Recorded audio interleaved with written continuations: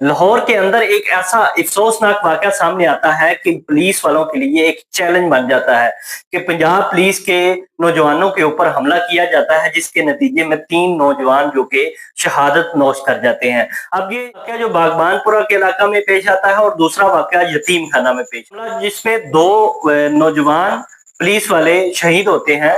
ये किस तरह पेश आता है, इस वाक़ये की तमाम तर हकीकत आज की इस व्लॉग में मैं आपके साथ शेयर करूँगा कि एक एसआई अदील नामी जो कि शहीद हुआ है और एक असद नामी कांस्टेबल था। ये दोनों नौजवान शहीद होते हैं। अब ये इसके पीछे एक कहानी है कि एक फजान भट्ट नामी शख्स जिसके ऊपर एक मुकदमा दर्ज किया जाता है कि ये असला और चोरी के इल्जाम में, और उसके बाद उसको जेल हो जाती है और जेल के अंदर वो अपनी जो चंद अरसा जिंदगी गुजारता है उसमें वो एक बड़ा बदमाश बनकर बाहर निकलता है।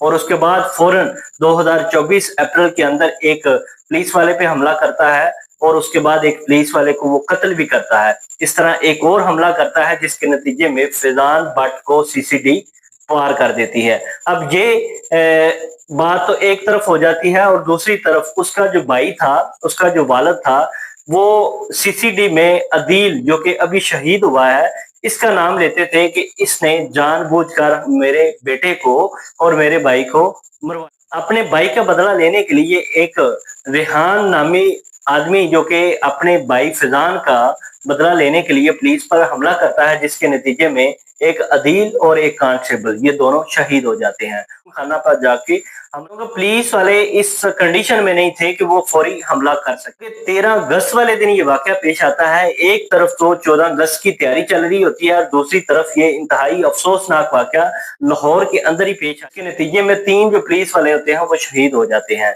ये इंतहाई अफसोसनाक वाकया था कि लाहौर के अंदर इतनी सिक्योरिटी होने के बावजूद ये वाकया पेश आया। इस तरह के व्लॉग देखने के लिए मेरे चैनल को सब्सक्राइब करें। अल्लाह हाफिज।